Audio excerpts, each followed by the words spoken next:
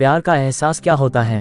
तो चलिए आज हम आपको बताते हैं प्यार का एहसास का मतलब क्या होता है। ये कहानी एक रईस परिवार की लड़की जिसका नाम राधिका है और दूसरी और एक मध्यम परिवार का लड़का जिसका नाम अमन है। दोनों एक दूसरे से बहुत अलग हैं, लेकिन क्या उन्हें एक दूसरे से प्यार हो पाएगा? चलिए जान लीजिए आप खुद ही। राधिका बचपन से एक आलीशान घर, गाड़ी और रहन सहन में पली बड़ी है।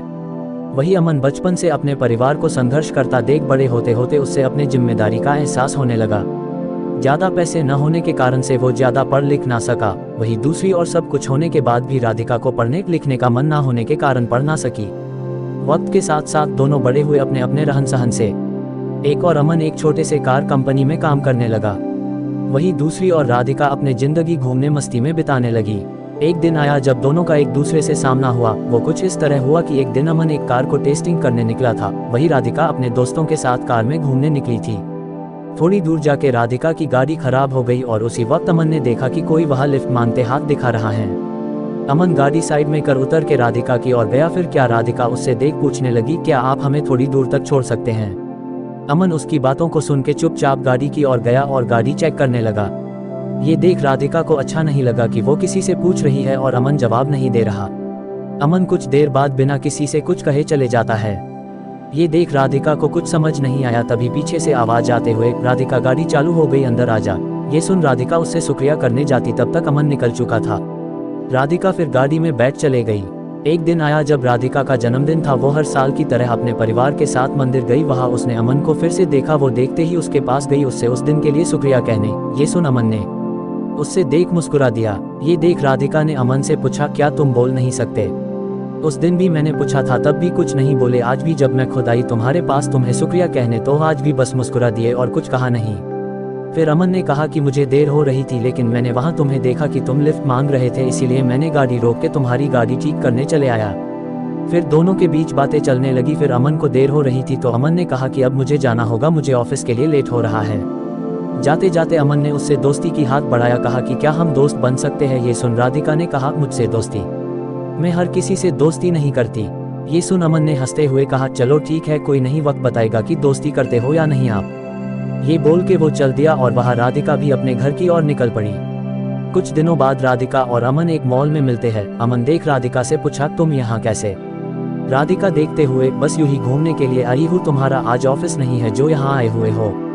अमन ने कहा, आज बस जल्दी काम खत्म हो गया था तो सोचा थोड़ा घूम लूं। फिर दोनों एक कैफे में गए और बातें करने लगे। राधिका ने अमन से कहा, अपने बारे में बताओगे कुछ? अमन हंसते हुए कहने लगा, मैं क्या बताऊं अपने बारे में, मेरा तो बस एक सादा जिंदगी है जहां रोज सुबह ऑफिस जाता हूं और शाम को घर जाके घर का कुछ काम कर लेता हूं, बस फिर खा के सो जाना, फिर वही सुबह फिर से। फिर अमन ने पूछा, आप क्या करते हो? ये सुन राधिका हंसने लगी और कहा, मुझे कुछ करने की जरूरत ही नहीं पड़ती, सब बिना कुछ किए ही मिल जाता है, तो क्यों करूंगी मैं कुछ? फिर अमन ने कहा, अच्छा है, फिर तो हम बहुत अलग हुए। ये सुन राधिका ने कहा, हाँ अलग तो हुए हम, फिर भी तुम्हारे साथ बैठी हूँ यहाँ। फिर अमन ने कहा, बैठी हूँ मतलब हम अलग है तो सिर्फ रहन सहन से, बाकी हम दोनों एक ही है। अगर तुम दिल से किसी के बारे में सोचोगे तो तुम्हें कोई अलग नजर नहीं आएगा। ये सुन राधिका ने कहा, ये दिल कुछ नहीं होता है। अमन सुन के मुस्कुराने लगा और कहा, ठीक है, जैसा तुम बोलो। फिर हर कुछ दिनों में दोनों मिलते रहते, बातें करते और अपने घर चले जाते।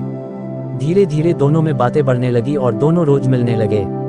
अमन ऑफिस से निकल के मॉल चले जाता और वहां राधिका उसका इंतजार करती रहती।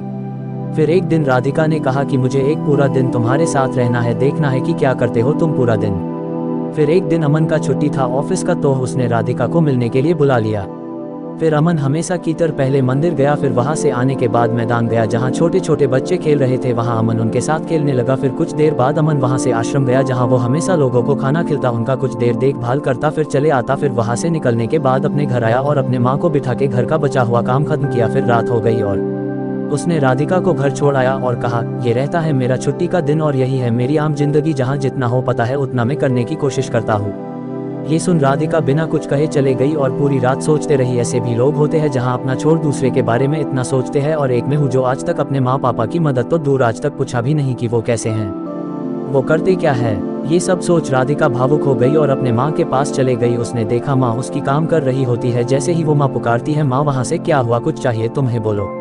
उद्धरण चिन्ह। ये सुन राधिका और भावुक हो गई और माँ को कहते हुए, नहीं कुछ नहीं, बस यूं ही आई थी, और वहाँ से चले गई। बस वो एक पल था जब राधिका को एहसास हुआ कि सच में दिल से सोचने वाले लोग होते हैं।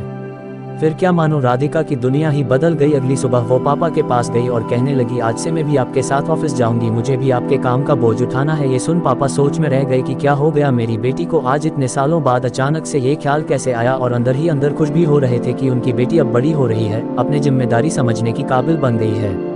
बस फिर शाम को हमेशा की तरह वो अमन से मिलने चले गई। बस फर्क इतना था, आज की हमेशा वो घर से आती थी, आज वो ऑफिस से आई है। ये देख अमन को खुशी हुए और उसने राधिका से पूछा, तो दिलो होता है ना। ये सुन राधिका हंसने लगी और उससे माफी मांगते हुए उससे फिर से शुक्रिया कहा कि उसके वजह से आज वो अपने आप को पहचान पाई कि उसकी जिंदगी क्या थी और वो किसे समझ बैठी थी। तो अब आगे क्या बताऊं आपको, आगे का तो आपको समझ आ गया होगा क्या हुआ रहेगा। हर कहानी की तरह दोनों को अंत में एक दूसरे से प्यार हो गया और दोनों एक दूसरे के साथ रहने लगे। अमन को एक साथी की जरूरत थी जो उसे समझे, प्यार करे, और राधिका को सच्चाई की एक जिम्मेदारी की जरूरत थी जो उससे अमन ने दिखा दिया।